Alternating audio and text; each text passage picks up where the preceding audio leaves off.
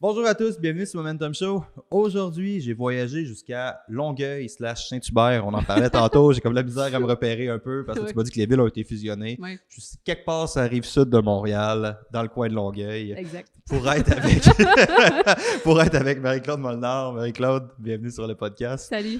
Marie-Claude, tu es cycliste paralympique. Oui. Tu as établi un record du monde.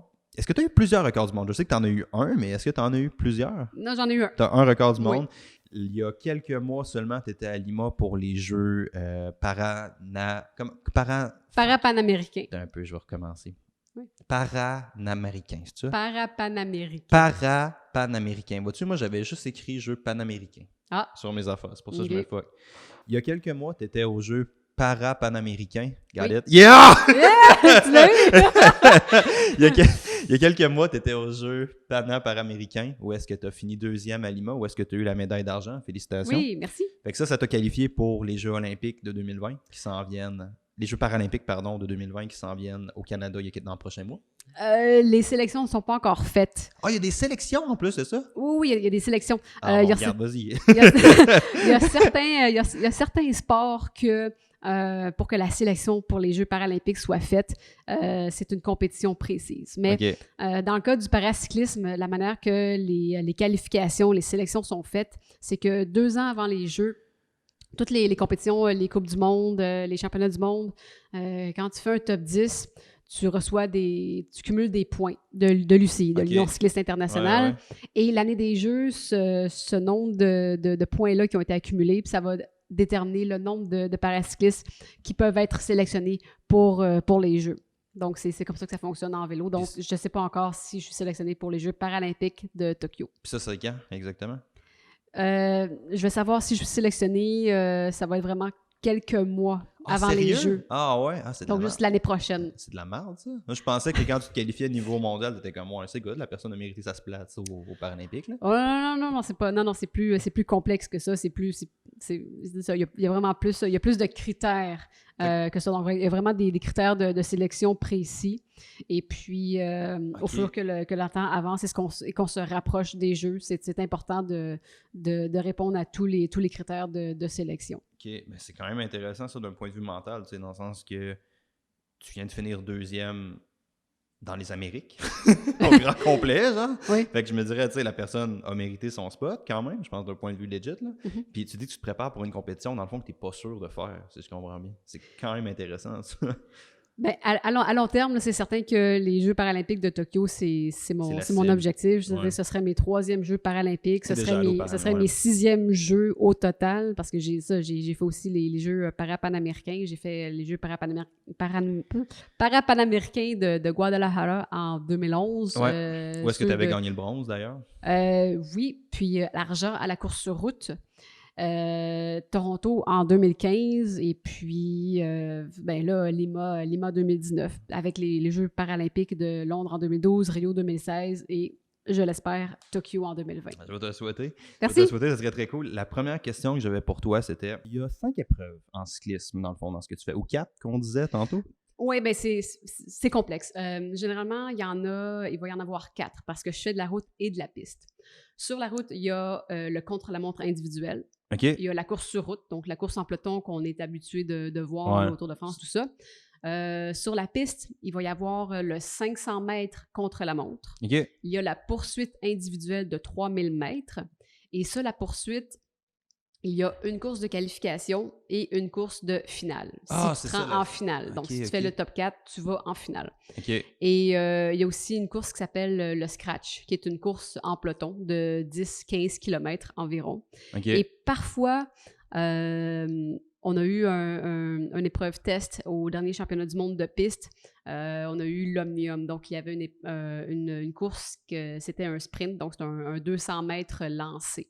Okay. Donc, on va sur la piste et puis on fait 200 mètres à plein gaz. C'est quand même intéressant parce que ça t'amène plusieurs qualités physiques. T'sais, c'est moins ce qu'on s'attend des Jeux olympiques où est-ce que c'est une épreuve, une discipline très testée. T'sais, oui, je comprends, mettons, tu prends la natation, il y a quand même diverses distances, puis quand même diverses choses, mais ils sont toutes testées dans la même discipline dans ton cas à toi. Fait que c'est intéressant parce qu'au niveau préparation, ça change un peu la Ça change comment tu approches ça, je pense. Hein? Tu veux pas juste te préparer pour une épreuve, genre? Ben, oui, ça change beaucoup les choses. Puis, ben, c'est quand même drôle, justement, que tu dises que ça va être plus difficile, justement, de se spécialiser pour une épreuve en particulier. Oui, c'est ça. En ce moment, dans mon entraînement, on est en train vraiment pas de centraliser mon entraînement, mais de diriger mon entraînement vers la poursuite individuelle sur la piste. Donc, les entraînements que je vais faire, ça va être vraiment en mesure d'aller chercher les fibres musculaires que ça va me prendre pour bien réussir dans cette épreuve-là. Et par le fait même, le travail que je fais pour cette épreuve-là de poursuite individuelle, ça m'aide aussi au contre-la-montre sur route, étant donné que c'est sensiblement les mêmes filières musculaires là, qui sont, les filières énergétiques là, qui sont sollicitées. OK, c'est vraiment nice ça. Oui. Et pourquoi tu as choisi de prioriser cette distance-là? Y a-tu eu cette épreuve-là? Versus les autres? Je serais surpris. Je serais curieux de la ben, cette épreuve-là, plus que les autres, parce que ça a été déterminé que c'est l'épreuve où je performe le mieux. Puis, personnellement, c'est les épreuves que j'aime le plus parce que c'est les plus difficiles, ben, je trouve, parce que le contre-la-montre sur route, par exemple, eh bien, comparativement à une course sur route, si t'es fatigué, tu peux utiliser un autre cycliste pour te protéger du vent et tout ça. Oui, tu peux être en échappée, puis ça va être comme être en contre-la-montre, mais bref, tu comprends le principe. Mais c'est que, justement, t'es 100% en contrôle de ce qui arrive sur le terrain. T'es 100% en contrôle de la gestion de ton effort. Puis ça, moi, c'est quelque chose que j'aime énormément. Puis c'est vraiment une des raisons qui fait pourquoi le cyclisme, pour moi, c'est vraiment un sport qui me passionne. C'est vraiment hot, en fait, parce que c'est une des raisons pour lesquelles je voulais t'avoir sur le podcast aujourd'hui. Je pense qu'au niveau médiatique, si on regarde beaucoup ce qu'on voit à TV, le cyclisme qui est mis de l'avant, c'est pas mal juste le Tour de France, en fait. Énormément. Puis avant même qu'on en parle tantôt, j'étais comme, je te pose des questions sur ça, puis j'étais comme, non, on connaît pas vraiment ça d'un point de vue plus population générale. Puis je pense que c'est un problème parce que on résume une discipline entière à une épreuve, mettons. Puis c'est ça que tu as commencé en disant exactement ça. Tu as commencé en disant, c'est pas ça. Là. Puis ça, c'est quand même vraiment intéressant d'avoir ça. Là. Fait que tu as commencé le cyclisme il y a combien de temps? J'ai commencé à faire de la compétition en 2009. 2009? Oui, mais je fais du cyclisme là, depuis que je marche. OK. Puis niveau paralympique? Au niveau paralympique, depuis 2009. 2009? Oui, donc quand j'ai commencé à compétitionner, les performances que j'ai livrées ont été suffisantes pour être invité à me joindre à l'équipe nationale dès les débuts. C'est hâte ça. Oui. Puis dans le fond, en paralympique, est-ce que tu as eu un accident qui a fait que tu t'es qualifié? Là, on parlait d'handicap tantôt. Est-ce que tu es à l'aise de parler de ça? De qu'est-ce qui s'est passé? Parfait. Absolument. Fait que tu es qualifié paralympique. Il y a plusieurs divisions là-dedans qu'on parlait tantôt. Quelle est ta division ou quelle est ta classe? Comment on appelle ça? En paracyclisme, je suis dans la catégorie C4. Ouais. La manière que ça fonctionne, c'est qu'il y a 4 grandes catégories. Ça, c'est un pré-workout vraiment très fort en entraînement aussi, fun fact. C'est ça. Donc, c'est pour cycle, donc les athlètes qui vont utiliser un vélo standard qui va être peu ou pas modifié. Il va y avoir T pour trike, donc les athlètes en tricycle. B pour blind, les athlètes qui vont être en tandem et évidemment qui vont être pilotés par une personne qui est voyante. Et il y a H pour handbike, donc les vélos à main. Ça, c'est les 4 grandes catégories. Dans les catégories, là, il y a des sous-catégories. Comme par exemple, chez les C, ça va de C1 à C5. Et ce qui fait la différence entre un athlète C1 et un athlète C5, c'est à quel point l'handicap va avoir un effet sur le pilotage du vélo, par exemple, les capacités à endurer l'effort, des choses comme ça. Donc, c'est ce qui va faire la différence. L'échelle est de quel sens? Est-ce que 1, c'est le plus handicapé, puis 5 est le moins handicapé, ou c'est l'autre bord? Les athlètes C1, c'est les athlètes qui sont le plus affectés. Affectés, merci. Tandis que c'est ça, les athlètes C5, c'est ça, ça peut être pratiquement là, des athlètes olympiques. OK. Toi, C4, qu'est-ce qui te qualifie comme un C4? OK. Ce qui fait que je suis C4, écoute, ça remonte à 2005. 2005, c'est arrivé, c'était en juillet. J'ai fait une sortie à vélo et puis sur le chemin du retour, il y a un véhicule qui m'a frappé à haute vitesse. La voiture circulait à 110 km à l'heure. Et puis, ouais, ça n'a pas besoin de dire que ça fait ses forts. Ouais, non, ça doit. Oui. Puis... 110 km/h, était sur l'autoroute ou c'était quoi? Non, c'était pas sur l'autoroute parce qu'on n'a pas le droit de faire de vélo sur l'autoroute. Non, c'était une petite route secondaire à Saint-Cyprien-de-Napierville. La limite de vitesse permise, c'était de 70, mais la personne a décidé que les limites de vitesse... Ça allait pas assez vite, c'est ça, 70, c'était pas assez vite, donc on va à 110. Et puis, évidemment, là, je portais mon casque, là, puis ça a grandement contribué à me sauver la vie en partie. J'ai quand même subi un traumatisme crânien léger. Donc, je perçois encore là, des petites séquelles encore aujourd'hui, mais pour moi, de fonctionner, là, malgré le traumatisme crânien, je veux dire, c'est devenu la normalité, si on veut. C'est clair, ouais. Puis, c'est sûr que j'ai eu vraiment beaucoup d'eau de cassé. Au niveau des bras, j'ai eu une double amputation partielle. Ce que ça veut dire, c'est que quand le véhicule m'a frappé, bien, la vitre du pare-brise, c'est de la vitre, hein? Donc la vitre, ça coupe. Puis mes bras ont vraiment carrément été déchiquetés. Puis il restait vraiment comme 1 pouce, 2 pouces de peau là, avant que ce soit complètement arraché. Puis au niveau de la jambe gauche, j'ai subi approximativement 24 fractures. Donc aujourd'hui, je suis l'heureuse propriétaire d'une tige de métal à l'intérieur de la jambe. OK. Et je suis assis. Ouais, c'est ça. C'est ça. C'est quand même énorme. Ouais. Tu faisais du cyclisme avant ton accident? Oui. OK. Fait il se passe quoi quand tu te fais frapper par un auto à 110 kg, que tu es dans cet état-là avec pratiquement tous tes membres de cassés? De ce que je comprends Oui. Je pense que les sportifs, on a tendance à lier beaucoup notre identité à ça, au sport même. Tu te disais quoi par rapport à ça quand c'est arrivé par rapport au sport de manière précise? Tu t'en rappelles-tu? Non, pas vraiment, parce que oui, je faisais déjà du vélo, mais j'avais jamais fait de sport de compétition de haute performance. Ouais. J'avais fait vraiment du vélo pour aller du point A au point B ou voir mes amis d'école, tout ça. Mais j'ai fait vraiment plusieurs sports depuis que je suis jeune. Fait que c'était même pas un entraînement quand tu t'es fait frapper, c'était juste un de vélo à vélo. Okay. Oui, c'est ça. J'avais envie d'aller au parc safari à Hemingford. Puis en chemin, j'ai vu qu'une pancarte qui me disait que la colle, c'était dans cette direction-là. Fait que je me suis dit, est-ce que je suis capable d'aller jusqu'aux États-Unis à vélo?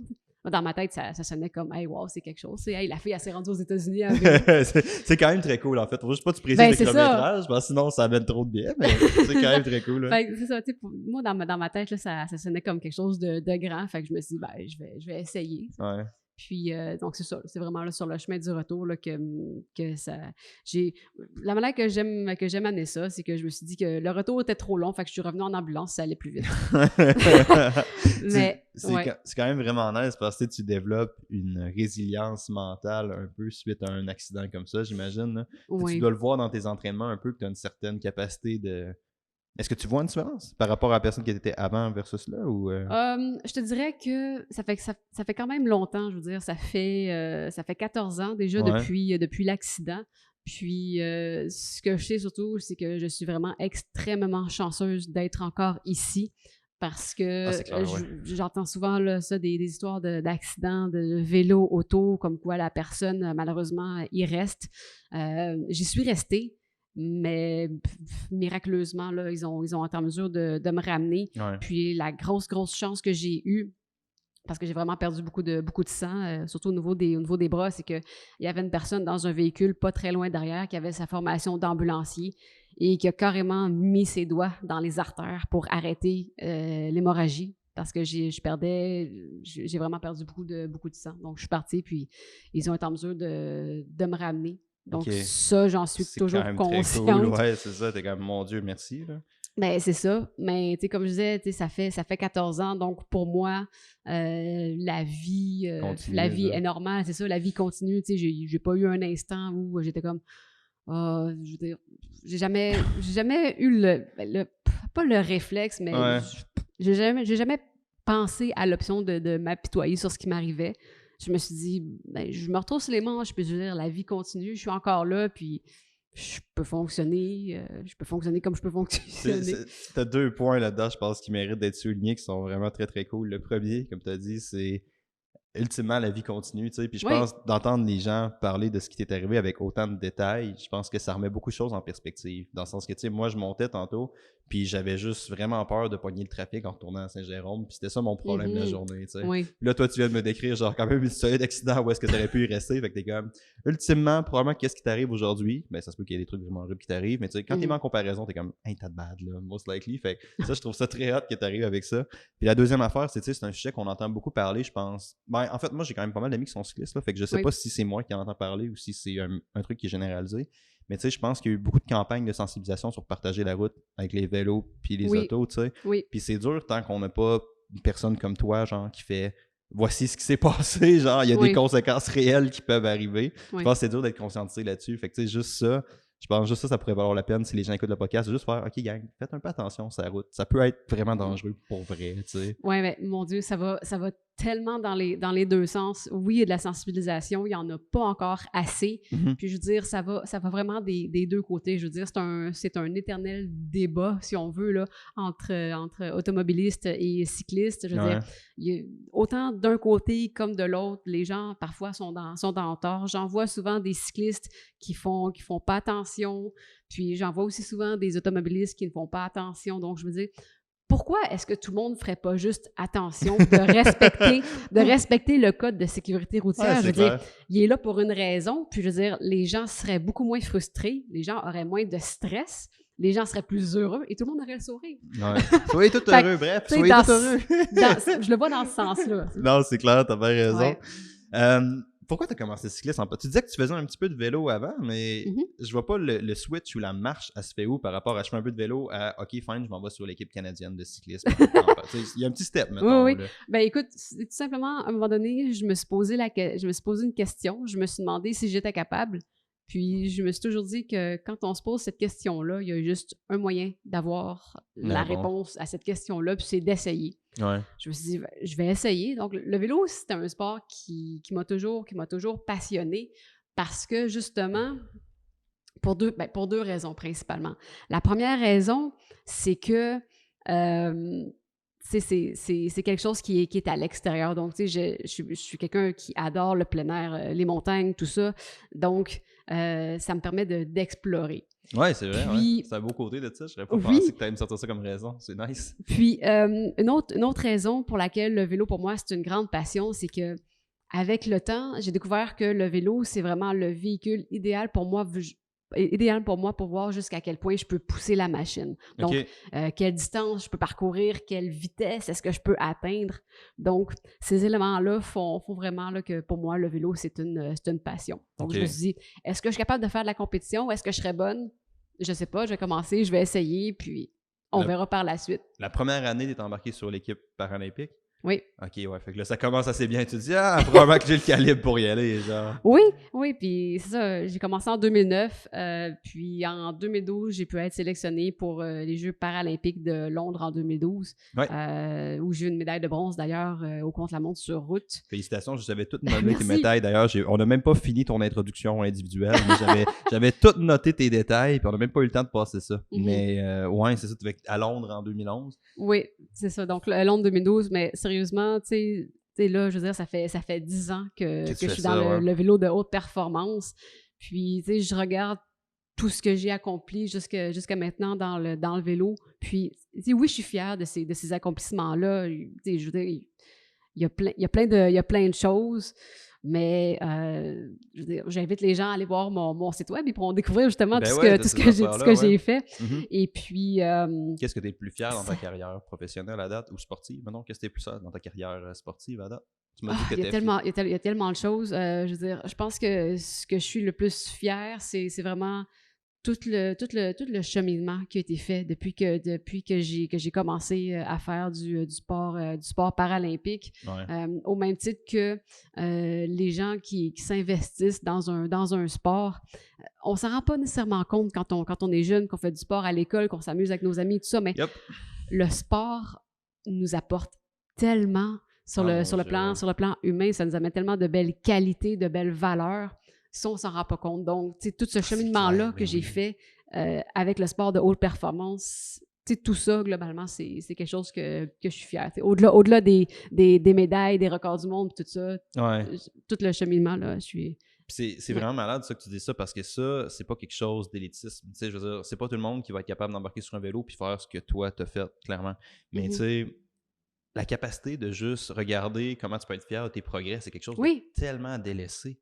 Puis c'est tellement, tellement important, tu sais. Puis avec le recul, tu vois là, le gap que tu as fait, mais sur le moment, on est juste occupé à faire ça progresse pas aussi vite que je veux ou ça va pas comme ça. Fait que je trouve ça vraiment cool que tu aies dit, écoutez, je suis à des niveaux les plus élevés qui existent en sport. Puis les choses que je suis le plus fier, c'est pas le fait d'avoir fait un record du monde au scratch, me semble, ton record du monde? C'est à la poursuite individuelle. À poursuite individuelle. Oui. Je les ai toutes notées, mais j'avais pas eu le temps de l'apprendre encore. Pas loin. Mais comme je te dis, je connais zéro la discipline du vélo, puis c'est une des raisons pour lesquelles je voulais faire ça en ce moment, parce que je pense que c'est important d'en parler. Une des missions du podcast, c'est de faire un peu la promotion de tous les sports, toutes les possibilités. Fait que c'est l'aspect un peu plus santé publique. Puis je trouvais qu'il n'y avait personne qui le faisait. Je me disais, on va le faire. Mais j'ai vraiment aucune connaissance sur toutes les disciplines, tout ça. C'est pour ça que je voulais en jaser avec toi aujourd'hui. Mais tu sais, tu as fait des records mondiaux. Puis ce qui te rend fier, c'est juste de faire un step back et de faire, ouais, je suis content de mon progrès. Puis ça, c'est accessible à tout le monde. Puis c'est vraiment, vraiment puissant comme phrase, je trouve. Là. Oui, puis je veux dire du vélo, tout le monde peut en faire. Mais ce qui est vraiment le plus important, c'est qu'une fois que la personne va avoir trouvé son vélo, ça vaut la peine d'investir pour aller se faire positionner sur son vélo pour éviter les blessures à court, moyen et long terme. Parce que je veux dire, tout peut s'ajuster sur un vélo, la hauteur de selle, le recul. Ça peut être complexe. Donc, c'est pour ça que je considère important, primordial d'aller voir une personne pour avoir un bon positionnement, parce que ça peut faire toute la différence entre aimer faire du vélo et détester faire du vélo. OK. Puis, t'aurais-tu... Là, on tombe dans une thématique que je n'avais pas prévue, mais que je trouve vraiment super intéressante. T'aurais-tu d'autres recommandations à du monde qui commence le vélo, des petits trucs que tu pourrais leur donner, mettons? Parce que probablement que les gens qui écoutent ont fait un peu de vélo récréatif, mais il n'y a personne qui a fait du compétitif, mettons. Oui. Bien, je pense que le conseil le plus important que je pourrais donner aux gens, c'est de s'écouter. Parce que je suis aussi entraîneur. Ah, je savais même pas que tu étais entraîneur. Oui, ben regarde, on l'a oui, je suis entraîneur. J'ai fait des ateliers là, du programme national de certification des entraîneurs.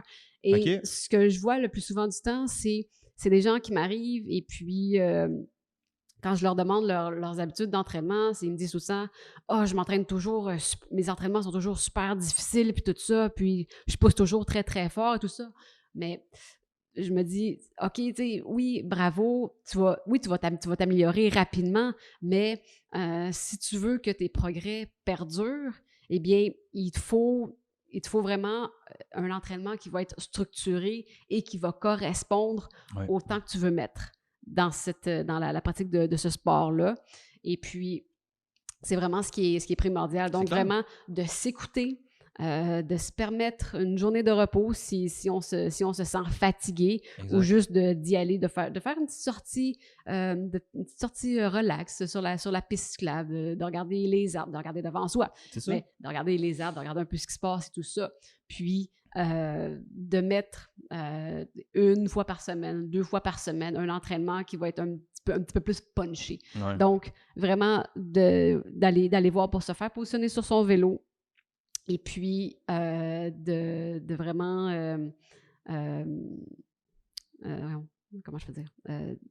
Structurer. Oui, c'est ça. Donc, avoir un bon vélo, un vélo qui corresponde à ce qu'on veut faire, qui soit de la bonne grandeur, qui soit vraiment ajusté à notre morphologie, et puis d'avoir un plan d'entraînement qui soit structuré. C'est vraiment le meilleur conseil que je peux donner aux gens. Puis surtout, de porter un casque et d'avoir du plaisir. dans ton cas, toi, donner un casque, c'est comme, on va insister sur ça, ça aurait pu être important, tu sais. C'est ça. Mais un autre point que j'aimerais revenir, c'est ce que tu as dit. Moi, mon audience est un peu plus dans le monde du CrossFit, je te dirais, puis je pense que les CrossFit, je trouve ça drôle que ça fait bientôt 100 podcasts qu'on filme, en fait. Puis tu sais, ça fait des podcasts à toutes les... Merci. Ça fait des podcasts à tous les 2 ans, littéralement. Puis tu as toujours des thématiques communes qui ressortent. Parce que, tu sais, moi, j'arrivais d'un monde force, CrossFit. J'arrivais très biaisé dans ma vue, tu sais. Puis plus que je sors des disciplines, plus je me rends compte qu'il y a des tendances qui sortent, ou des tangentes, mettons. Puis cette tangente-là de confondre plus avec mieux a l'air présente dans tous les sports. Dans le sens que, tu sais, t'arrives, tu me dis, je suis intense, je vais progresser. Ben, pas nécessairement. Ça se fait que ton intensité, ben, ça nuise à ta longévité à long terme, ce qui est le facteur numéro 1 de la progression. Oui, exact. Ça se peut que ton intensité fasse que ta technique prend le bord, fait que là, tu commences à mouliner. Je sais pas si ça marche comme ça en cyclisme, je prends des exemples, mais tu commences à mouliner tout croche parce que tu essaies juste de survivre, puis finalement, tu en tiens juste ce pattern-là. C'est pas mauvais nécessairement d'avoir des trainings punchés, comme tu as dit, ça en prend. Oui. Mais en même temps, il faut que tu vois le portrait global. Fait que exact. C'est vraiment nice que tu arrives avec ça, c'est vraiment important. Puis le deuxième aspect, je pense que beaucoup de monde peuvent privilégier ou peuvent vraiment apprendre de ça, comme tu as dit, c'est de prendre le temps des fois juste d'aller voir comment je peux bien starter. Oui. Ça veut pas dire nécessairement de starter parfaitement puis de te guérir avec un vélo à 20 000 $. C'est pas nécessairement ça que ça veut dire, tu sais. Écoute, j'ai juste une petite anecdote là-dessus. Oui, quand les gens posent la question « Ah, combien a coûté ton vélo? » Blablabla. J'aime toujours arriver avec l'histoire que quand j'ai fait le record du monde sur la piste en 2011, c'est le cadre du vélo que j'ai utilisé, c'est un vélo que j'avais payé 200 $. mais c'est ça, c'est à force de tout le temps poser des questions, c'est quoi le meilleur programme d'entraînement, c'est quoi le meilleur outil, c'est quoi le meilleur équipement, tu sors l'attention de ce qui est important, qui est c'est quoi l'effort que tu mets ou c'est quoi le progrès que tu mets. Oui, c'est ce qui va te convenir à toi. Oui, c'est ça, exact. Ça, c'est vraiment, vraiment important. Mm-hmm. J'avais une question pour toi. On en a parlé un petit peu tantôt. C'est sur les 5 jours de compétition. Oui. Okay. Est-ce que c'est typiquement 5 jours quand vous faites des compétitions de cyclisme comme ça au niveau paralympique? Est-ce que toutes les épreuves sont sur 5 jours? C'est-tu des fois plus condensé? La cédule est-tu plus? Quand c'est des jeux, sur une semaine, c'est typique. Ouais, okay. C'est typique. Donc, il y a toutes les épreuves. Évidemment, il y a des catégories de paracyclistes qui ne font pas toutes les épreuves. Okay. Par exemple, les vélos à main, les handbikes et les tricycles ne font pas les épreuves de piste. Donc, pour eux, même... C'est quoi la raison pour ça? Tu sais-tu? C'est tout simplement que, étant donné qu'à l'arrière de leur vélo, c'est tout 2 roues, bien, ça fonctionne juste pas sur la piste. OK, ouais. Ça règle le problème. On peut pas. Non, c'est ça. Donc, c'est juste la piste, de la manière que c'est construit, c'est pas fait pour des vélos comme ça. OK. Mais sinon, dans les championnats nationaux, les Coupes du monde, les championnats du monde de route, ça va être sur 4 jours. Sur 4 jours, il va y avoir 2 courses. Okay. Donc, il va y avoir le contre-la-montre individuel. Et il va y avoir la course sur route. Les championnats du monde de piste, ça va être encore 4 jours. Mais là, le programme va être un petit peu plus condensé, étant donné qu'il y a un petit peu plus d'épreuves. Donc, comme je disais tantôt, il y a le 500 mètres, il y a le 3000 mètres, il y a le scratch et parfois, il y a le 200 mètres lancé. Donc, c'est 4, idéalement 5, parce que tu veux faire la finale en poursuite. Oui, c'est ça. Donc, c'est 4, idéalement 5 courses en l'espace de 4 jours. OK. C'est ça, c'était la première... C'est le premier truc qui m'a vraiment sorti d'en face. Je me disais, tu sais, en entraînement, 5 entraînements, c'est pas si pire que ça. Je veux dire, capable de faire 5 entraînements en 5 jours, ça se fait. 5 efforts maximal sur 5 jours différents. Oui. Ça doit être mauditement intense à faire. Ça doit être vraiment, vraiment difficile. T'as-tu des façons que tu gages ça? Ou comment tu vis ça, genre, quand tu fais ça? Est-ce que tu gages ton énergie? Est-ce que tu t'assures de vraiment bien récupérer? C'est plus question ouverte, parce que me semble que c'est raide, là. comme cédule, tu te dis, tu vas me faire 5 sprints à l'ordre sur un vélo, un à tous les jours. Puis tu sais, je veux dire, tu as des espoirs de médaille, fait que tu vas mourir sur ton vélo à chaque sprint, là. On s'entend à chaque épreuve, là. Fait que comment t'approches ça, genre? La chance que j'ai, c'est que je suis suivie par une équipe qui est absolument formidable. Donc, j'ai vraiment plusieurs personnes autour de moi en préparation mentale, préparation physique, nutrition, physio, entraîneur. Fait que c'est vraiment des équipes multidisciplinaires. Oui, c'est ça. Nice. Donc avec toutes ces personnes-là, on est en mesure de déterminer un processus optimal pour moi pour récupérer entre les épreuves. OK. Donc, j'ai une routine avant une course, j'ai une routine après une course, j'ai une routine pour entre les courses. Donc, c'est tous des processus qu'on a établis. Est-ce que tu peux nous en parler un peu plus, mettons, ton avant, après, pendant? Oui. Comme par exemple, avant une course, c'est sûr que je m'assure d'avoir tous les nutriments que j'ai besoin. Donc, comme tout le monde, je commence le matin avec un bon déjeuner. Plus tard dans la journée, je vais prendre une collation.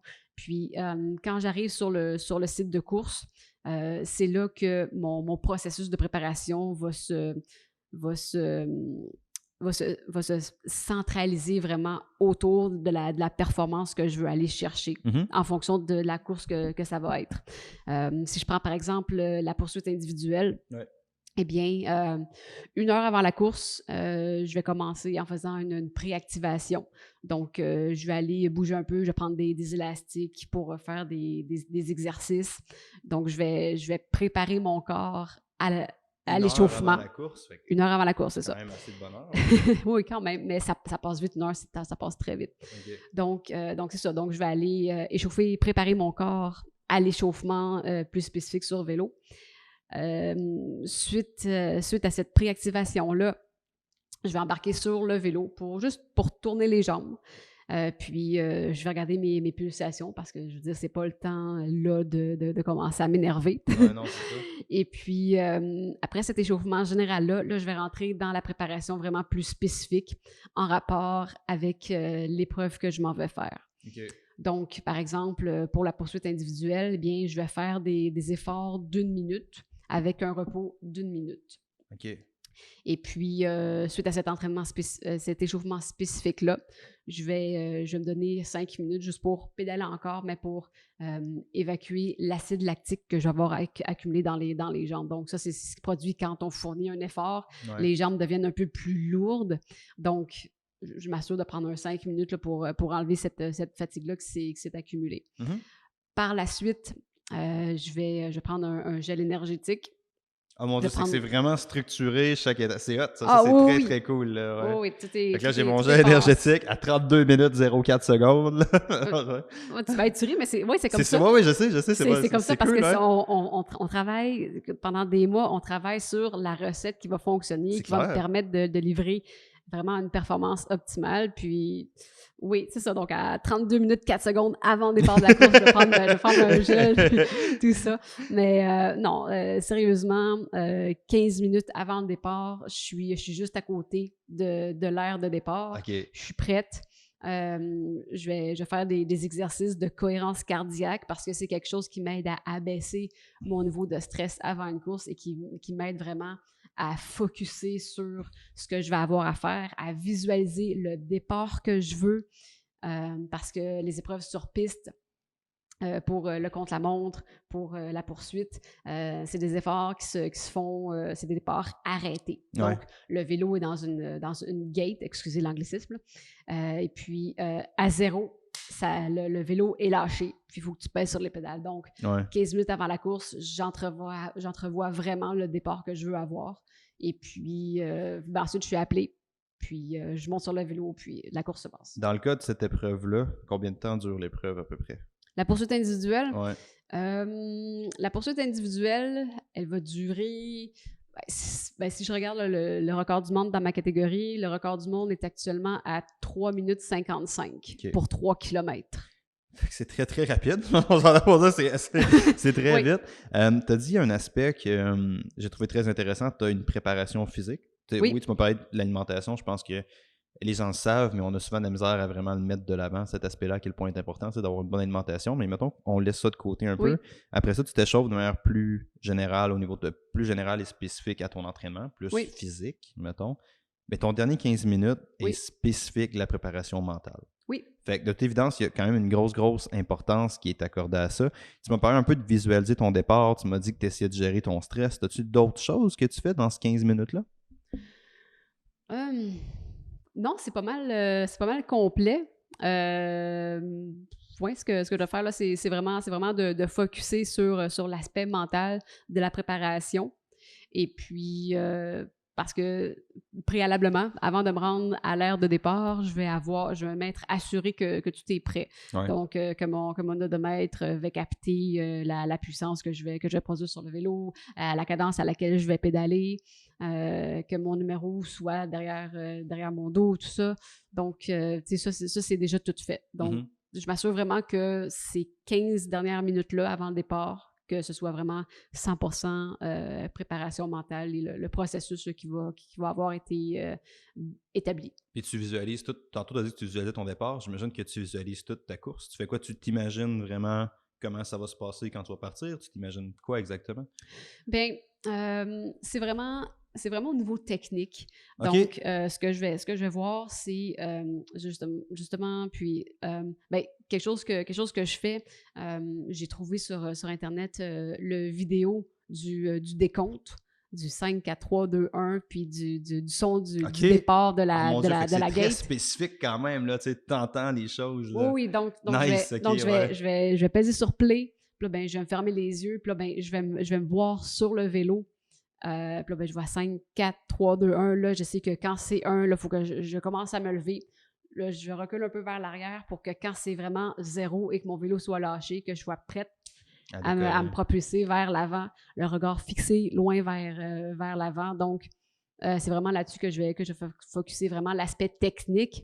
Et puis après ça, par la suite, c'est vraiment de m'assurer de bien gérer mon effort pour faire en sorte qu'à chaque fois que je vais passer vis-à-vis mon entraîneur qui va être sur la piste à un endroit précis. La piste est combien de mètres? C'est 250 mètres autour. OK, fait que c'est beaucoup de tours quand même, là. Ouais. Ben, pour la poursuite individuelle, c'est 12 tours et le contre-la-montre de 500 mètres, c'est 2 tours. Ouais.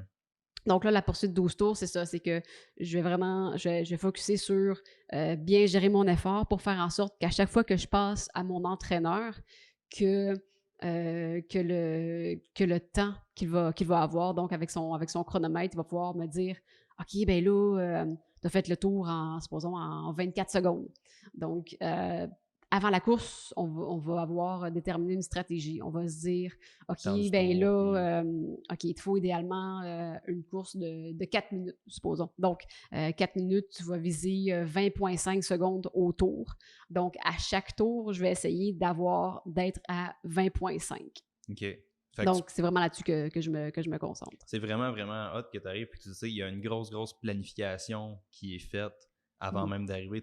On sait qu'on va tourner à temps du tour, je suis structuré 1 heure avant, puis ça l'amène à l'importance, je pense, de voir encore l'entraînement dans un cadre un peu plus large. C'est comme, tu peux pas juste rester collé sur « OK, Marie-Claude a fait ses intervalles de PAM à tant de pourcentage, puis elle a fait 5 séries. » C'est comme, il y a beaucoup d'autres détails qui sont structurés pour arriver à ce résultat-là. Énormément. Puis, y en a-tu d'autres? Y a-tu d'autres aspects que tu dirais que les gens ont tendance à négliger leur importance réelle dans ta préparation ou dans autre chose? Ben, je dirais vraiment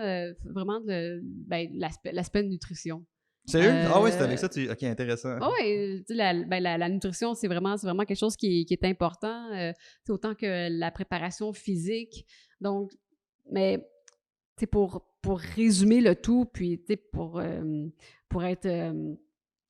vulgariser, en fait, ce que tu veux, c'est que tu veux toujours aller du plus général au plus spécifique. Donc, comme je disais, quand j'arrive avant une course, ben, je vais commencer par activer mon corps un peu. Donc, très général. Puis, au fur et à mesure que le temps passe, ben, c'est là que je vais aller vers le plus spécifique. C'est la même chose en préparation physique, par exemple. C'est un aspect là, qui est vraiment très important. On commence en début d'année, puis on va faire des exercices de core, par exemple. Donc, vraiment pour préparer le corps aux exercices plus exigeants qui vont s'en venir. C'est ça. Puis, le tout, ça va dans la planification annuelle. Donc, on regarde dans l'année les compétitions, les courses qu'il va y avoir. Et puis, ça aide à déterminer justement les périodes dans l'année où l'entraînement va être plus demandant, des périodes où l'entraînement va être un petit peu plus général, donc de faire du volume, on va dire dans le jargon. Faire du volume, c'est vraiment de prendre le vélo, puis de faire des sorties, d'aller rouler. Ouais. Donc, c'est vraiment tout un mix de tous ces éléments-là qui sont mis ensemble et qui vont donner, à la fin de l'année, une performance. Tu me parles beaucoup d'années, tu sais. Est-ce que ton entraînement est structuré sur 1 an? carrément. Mettons, tu sais, après 1 an, tu sais que tel mois, ça va faire ça? Oui. OK, ça, c'est vraiment, vraiment intéressant. La première affaire, mais c'est cool aussi parce que ça montre tout l'engagement que ça prend pour faire ça. Tu sais que ton année va avoir l'air de ça, tu sais que ton entraînement va structurer le même. Fait que ça, c'est vraiment, vraiment intéressant, je pense. Tu sais, ça montre le niveau d'engagement que ça prend pour arriver au résultat auquel tu es. Je pense que ça, c'est vraiment, vraiment intéressant. Oui. Ce que j'aime dire, c'est que tu sais, quand on est à l'école, supposons, la période d'examen, généralement, ça va être au mois de juin. Genre, Ben, on n'arrive pas à un examen en n'ayant pas étudié avant. Donc, au même titre que en vélo, les compétitions, en tout cas les compétitions sur route, ça se passe du mois de mai jusqu'à septembre, on va dire. Ouais.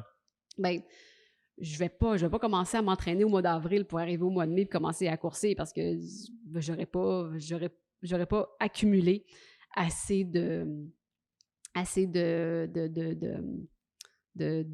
puissance, j'aurais pas fait assez d'entraînement pour être compétitive. Donc, c'est pour ça que c'est ça, les Jeux de Lima, ça s'est terminé au mois de septembre.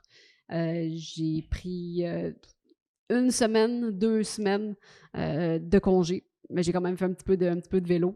Puis, on est déjà là en pleine préparation pour 2020 parce que les championnats du monde de piste qui vont avoir lieu à Milton, proche de Toronto, ça va être... Oh, c'est au Canada cette année, nice. Oh, que oui! OK, ça c'est cool, ouais. Du 30 janvier au 2 février. OK. Donc, c'est la compétition qui s'en vient. C'est dans 4 compé, mois, là, ça s'en vient très rapidement. Donc, c'est déjà en préparation. Je serais curieux de... Ton programme est fait pour piquer au championnat du monde, de toute évidence. Je pense que c'est là que tu piques. Je serais curieux de voir ça a l'air de quoi une semaine typique d'entraînement quand t'es full... entraînement à côté, mettons. Là. Tu te prépares pour les championnats du monde. Combien d'heures d'entraînement, puis ça ressemble à quoi à peu près, mettons? Les heures d'entraînement... on les compte pas, ça n'existe plus. c'est ça. On compte pas vraiment ça. Non, c'est ça. Je m'entraîne entre 12 et 18 heures par semaine, approximativement. Fait que plus de 2 heures par jour. Là. Approximativement, c'est ça. Le lundi, vendredi, je vais au stade olympique pour m'entraîner en musculation avec mon préparateur physique. Ça peut arriver aussi qu'en après-midi, j'ai une petite récupération active. Donc, récupération active, c'est juste d'embarquer sur mon vélo et de tourner les jambes légèrement pour évacuer la fatigue de la séance de musculation du matin. Ensuite, le mardi, je peux avoir soit une sortie de volume, donc une sortie de 2 heures, 2 heures et demie, 3 heures, où je vais avoir un entraînement spécifique qui dure généralement entre 1 heure et 1h30. Puis la musculation dure combien de temps, les séances? Séance de musculation, ça dure entre 1h30 et 2 heures. OK. Oui. Donc, c'est ça. Puis le restant de la semaine, là, c'est vraiment un mélange d'entraînement spécifique et d'entraînement de volume plus général. OK. Fait que tu finis ta préparation pour les championnats du monde, tu es plus dans une phase de volume, un petit peu plus qu'une phase d'intensité. Avant les championnats on a une phase de volume parce que j'ai un entraîneur qui me disait les entraînements spécifiques, c'est comme d'aller magasiner. Si tu veux acheter quelque chose, il te faut de l'argent. Donc, les sorties en volume, les blocs de volume, ils servent justement à mettre de l'argent de côté pour être en mesure de pouvoir s'acheter quelque chose quand on va magasiner. C'est très nice, donc, la phase de volume, elle est extrêmement importante parce qu'elle permet justement d'aller chercher tout le bagage qui va être utile après ça pour l'entraînement spécifique. Donc, c'est comme je disais, c'est vraiment de partir du général et d'aller de plus en plus spécifique au fur et à mesure que la date ciblée approche. C'est ça, puis on peut utiliser des termes d'entraînement ou des termes plus physiologiques de volume, intensité, fréquence, whatever, tu sais, mais on peut utiliser des termes vraiment spécifiques, mais reste le fait que la pratique est normalement faite dans le volume, right? Tu sais, il y a plus d'heures qui est demi total. Fait que, si on ramène juste des concepts d'apprentissage, évidemment que tu vas te développer plus si tu fais plus de volume que si tu fais de l'intensité. C'est intéressant, j'aurais pas pensé ça. Je trouve ça vraiment cool comme métaphore, tu sais. Puis ça, je pense qu'encore là, pour les gens qui écoutent, c'est assez puissant comme idée. Tu sais, reste pas collé, man, juste aller super intense tout le temps. Oui, c'est bon pour ton ego, c'est bon pour ton feeling, tu te sens bien, mais il faut pas confondre ça avec le progrès non plus ou le résultat réel, tu sais, dans ton cas. Toi, fait que ça, je trouve ça vraiment, vraiment intéressant. Là. Ça ressemble à quoi une semaine typique pour toi? Une semaine typique? On a parlé de ton entraînement un peu, mais... Oui. Bien, si je prends cette semaine, ben, ça ressemble un peu à ce que je viens de raconter. Lundi matin, je suis allée au stade olympique pour ma séance de musculation. Là, on est à Longueuil en ce moment. Est-ce que tu habites dans le coin? Parce que là, tu redescends à Montréal, qui est combien de temps d'ici, Longueuil au stade olympique? D'ici au stade olympique, quand il n'y a pas de trafic, ça va me prendre approximativement une demi-heure, 35 minutes. OK. Quand il y a du trafic, ça va me prendre 40-45 minutes approximativement. Quand même, ouais. Puis quand tu t'entraînes aussi dans des séries de volume, est-ce que tu fais ça ici à Longueuil dans le coin ou tu fais ça... Non, quand je fais des sorties de volume, je fais ça ici dans le coin. Je vais... il y a des parcours que j'aime beaucoup, comme par exemple, je vais aller au Mont-Saint-Grégoire, le Mont-Saint-Hilaire. Okay. Je vais aller beaucoup aussi dans les cantons de l'Est, donc à Bromont, Sutton, c'est des beaux coins ce pour coin-là, du vélo, c'est ça, ouais. magnifique. Ouais, c'est magnifique. J'adore les cantons de l'Est. Ça, c'est un truc que j'avais. Je savais pas comment est-ce que... des sports où est-ce que je vais, on a besoin d'un peu plus d'équipement, on a besoin de plus de logistique, genre. Fait que, tu sais, mettons, en haltéro, ça te prend une barre, puis ça te prend d'équipement, mais tu sais, je pense que, comme tu as dit tantôt, une des raisons que tu aimais beaucoup le bike, c'est ça, c'est que ça te donne une certaine liberté dans l'environnement, là, genre, ça te permet de bouger. Fait que je trouvais ça, je savais pas comment est-ce que tu l'attaquais, tu sais, je me disais, je sais pas s'il est juste sur son rouleau tout le temps en train de rouler pour avoir ses pourcentages exacts ou s'il est plus... Ben, c'est sûr que à ce temps-ci de l'année, les entraînements spécifiques, je vais les faire plus à la maison. Ouais, c'est ça. Aussi parce que ben, c'est plus facile justement de contrôler la charge de l'intervalle. Ouais. Mais l'été, ça va être des entraînements qui vont être... Oui, il va y avoir des entraînements spécifiques, mais ils ne seront pas nécessairement en termes de wattage. Je veux dire, il n'y aura pas un wattage précis parce que il y a tellement de facteurs qui vont influencer le wattage. Ouais, c'est ça. La température, est-ce qu'il y a du vent, est-ce qu'il n'y a pas de vent, est-ce que le terrain, est-ce qu'il y a du dénivelé, il n'y a pas de dénivelé, donc il y a vraiment trop de variantes. C'est ça la beauté aussi avec la performance de haut niveau, la performance élite. Pour établir un record du monde, comme tu as fait, ça te prend plein de variables qui convergent ensemble pour donner ça. Oui, ton entraînement est super important, clairement. C'est pas ça que je dis. Ta nutrition est super importante, clairement, c'est pas ça que je dis. Mais tu sais, c'est quand même de quoi de t'entraîner pour quelque chose en sachant que, ultimement, tu n'as pas le contrôle vraiment sur toutes les variables. Tu peux faire... Ça, je trouve ça intéressant comme métaphore, ce que tu amènes. Oui, non, on n'a pas le contrôle surtout, puis surtout en poursuite individuelle. Dépendamment de quelle position du pars, si tu es si tu es dans la première vague de départ, que tu es la première personne à aller sur la piste, à faire ton temps, tu es nullement en contrôle, ben, tu n'es juste jamais en contrôle de ce que les autres vont faire. Ah, OK, parce qu'ils connaissent ton temps, genre? Ou Exactement. OK, ouais. C'est ça, comparativement à si tu es dans les dernières personnes à y aller, bien, tu vas avoir une meilleure idée du temps que ça va prendre pour justement essayer de te classer dans le top 4 pour aller en finale par la suite. Ça peut être un couteau à double tranchant, ça, par exemple, aussi, parce que tu as les temps du monde, fait que ça te rajoute un certain stress de performance. C'est quelqu'un qui performe vraiment bien dans le premier bloc, puis que toi, tu veux te qualifier, t'es comme, ouais, tu sais, ça se peut que ça se retourne contre toi un peu, par exemple. C'est intéressant, ça. Ben, c'est ça. Puis comme, c'est ce qui est arrivé à Lima pour la sérieux? poursuite individuelle, oui. Parce que, ben, comme je disais tantôt, je suis une cycliste C4. Et puis... tu compétitionnes-tu juste contre les C4 ou, mettons, vos critères de compétition sont contre tout le monde, puis... Justement, la poursuite individuelle à Lima, c'était les cyclistes C4 et les cyclistes C5. OK. Et ils ont décidé de pas mettre de facteur. Ça, le facteur, tu sais, oui, c'est un terme un petit peu plus technique, mais ce que c'est généralement dans les jeux, quand ils ont un facteur, c'est que le résultat, ça va représenter un pourcentage qui va être appliqué pour faire en sorte que quand il y a des athlètes de catégories différentes, ça va permettre d'uniformiser, si on veut, le résultat. Donc là, c'était une course qui était non factorisée, C4, C5, donc je me retrouvais contre des C5. Ouais. Et puis... C'est-tu fréquent ou c'était comme vraiment quand tu as su ça, tu as fait « Oh mon Dieu, ça c'est pas... Oh, non, c'est fréquent. Okay. Bon, great. Ouais, ben, c'est fréquent dans les jeux. Okay. La course qui va être factorisée, ça va être le 500 mètres contre la montre. Donc là, la poursuite, c'est ça. Donc j'étais contre les C5 et j'étais dans la deuxième vague. Donc, il y avait à peu près 6 ou 7 vagues au total. J'étais dans la deuxième vague, donc j'étais dans les premières. Et puis, la manière que les départs sont faits, c'est que ça va de la plus lente à la plus rapide. Donc, non, en fait, c'est plutôt au niveau du classement, là, de l'Union cycliste internationale. OK. Plus haut tu es classé, bien, plus tu vas partir dans les dernières. Donc, j'étais dans la deuxième vague et puis là, j'ai fait un temps. Et puis là, ben, j'étais sur mon vélo en train de faire un cool down, donc de récupérer.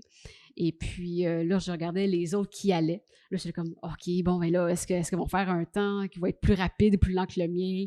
Je ne savais pas. Ah, c'était... on était tenus en haleine, vraiment, pendant toutes ces minutes-là. Puis ça, finalement, quand j'ai su que j'allais en finale, on était euphoriques. C'était le fun. Tu te dis quoi dans ce moment-là, quand tu es en train d'attendre que les gens...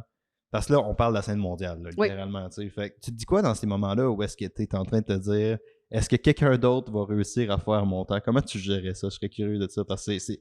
Oui. Je ne veux pas amener un terme je sais pas si c'est péjoratif, je pense pas que c'est péjoratif, mais c'est ta vie de faire ça. Tu t'entraînes pour ça. Oui. Et même tantôt, quand tu m'as fait un descriptif un peu, tu as dit, tu sais, ma semaine typique, mon horaire d'entraînement sont assez similaires. C'est probablement pas une coïncidence. Tu sais. C'est que dans tes valeurs de vie, dans tes objectifs de vie, c'est très élevé. Tu sais. Fait que quand tu arrives puis tu fais genre OK, je suis là, j'attends que les autres battent mon temps pour potentiellement jouer sa scène mondiale. Oui. Comment tu gères ça, ce stress? Le stress doit être assez immense.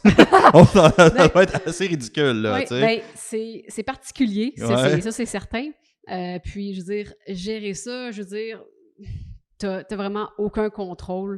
Puis, tu sais, ce que j'avais surtout en tête, la pensée que j'avais en tête, c'est que là, je déroulais la liste dans ma tête. Bon, est-ce que j'ai fait telle chose? Est-ce que j'ai fait telle chose? Est-ce que j'ai fait telle chose? Donc, à chaque item que je passais, que je mettais un crochet dans ma tête, bien, je savais que la performance que j'avais fait toutes les choses qui étaient en mon contrôle pour livrer la meilleure performance possible et que ce qui était pour arriver par la suite, c'était vraiment hors de mon contrôle. Je pouvais juste espérer qu'à quelque part, par exemple, il y en a une qui a décidé de partir très, très, très, très, très rapidement pour justement tout de suite espérer avoir un temps qui soit meilleur que le mien et qu'en milieu de course, l'effort qu'elle va avoir fourni au départ va avoir été trop grand pour elle. C'est ça. Je peux juste espérer des détails comme ça, mais c'est vraiment entièrement hors de mon contrôle, mais c'est des spécificités du sport qui sont très cool aussi, tu sais, comme t'amènes. Tu dis, tu sais, si ça joue pour une qualification mondiale, puis que t'as beaucoup de filles avant de toi qui ont fait des temps phénoménaux, ça se peut que ton coach, ça soit OK, on a comme pas trop le choix d'y aller cowboy, là. Non, ben c'est ça, puis c'est exactement ce qui est arrivé. À Lima, il y avait deux cyclistes particulièrement que, je veux dire, à 4 tours de la fin, leur temps était 4-5 secondes plus rapide que le mien. Ouais. Là, j'ai dit à l'entraîneur qui était avec nous, je dis, il faut qu'elle perde 1 seconde et demie par tour. Là, je me croise les doigts. Ben, c'est ce qui est arrivé. Il y en a une, le premier tour, elle a perdu 2 secondes. Donc là, je continuais d'espérer. Perdu 2 secondes, on entend quoi? Au départ, son temps était 4 secondes plus rapide que le mien. Puis il restait juste 4 tours à faire. Ah, OK. Puis là, elle a perdu 2 secondes. Donc là, elle était juste 2 secondes plus rapide que moi. Il restait encore 3 tours. Donc, là, tu vois le temps en direct quand ça arrive, quand la personne Oui, il y a un tableau qui montre le temps de la personne sur la piste. Pour les spectateurs, ça doit être nice pour ça, par exemple. Oui, ben c'est ça, là. Tu sais, là, je suis en train de le raconter, puis je sens mon cœur qui commence à pomper parce que je suis encore dans cet instant-là. Et puis, donc, c'est ça. Donc, ces deux cyclistes-là, c'est ça, elles ont franchi la ligne d'arrivée. Et puis, la dernière, par contre, ça a pris un petit peu de temps avant de savoir parce que 2 tours avant la fin, l'affichage du temps, il y a eu un problème avec ça. Donc, on ne voyait pas le temps. Puis, quand elle a franchi la ligne d'arrivée, c'est juste là qu'on a vu le temps qu'elle avait fait. Puis, c'est juste là que j'ai su que j'allais en finale pour la médaille d'or. Donc, tout ce temps d'attente-là, c'était comme... J'espère. Puis là, ben, tu sais, de savoir que j'allais en finale pour la médaille d'or avec des C5, puis j'avais fait des meilleurs temps que d'autres athlètes C5, tout ça. C'était un instant qu'on était vraiment fiers. Puis c'est là que je parle vraiment de l'importance d'avoir une bonne équipe autour. Parce que toutes ces personnes-là, ils donnent leur meilleur. Puis c'est vraiment pour s'assurer que le jour de la course, ce soit la meilleure performance possible sur les livrées. Puis cette journée-là, c'est ce qui est arrivé. Merci énormément d'avoir été là, Marie-Claude. C'était vraiment très cool. Où est-ce que les gens peuvent te trouver? Les gens peuvent me trouver sur Internet. J'ai un site web, maricmonard.home.blog, Facebook, Instagram, YouTube. C'est quoi? Sur Facebook, c'est quoi? C'est Marie-Claude Molnar? Marie-C Molnar. Ta page, en tapant mon nom, c'est Marie-Claude Molnar, cycliste paralympique. Parfait, ça. Puis sur Instagram? Marie-C Molnar. Marie-C Molnar, super ça. Merci beaucoup tout le monde d'avoir écouté un nouvel épisode du Momentum Show à chaque semaine. Si vous avez aimé, vous pensez qu'on le mérite, vous savez qu'on le mérite, rendez-vous sur iTunes, Podbean, peu importe la plateforme que vous utilisez pour nous laisser un 5 étoiles, ça fait une grosse différence. Le Momentum Show vous était présenté par Strong Coffee. Rendez-vous sur strongcoffee.com, mettez le code promo Momentum10 pour avoir 10% de rabais sur n'importe quoi en magasin. Bonne fin de journée tout le monde.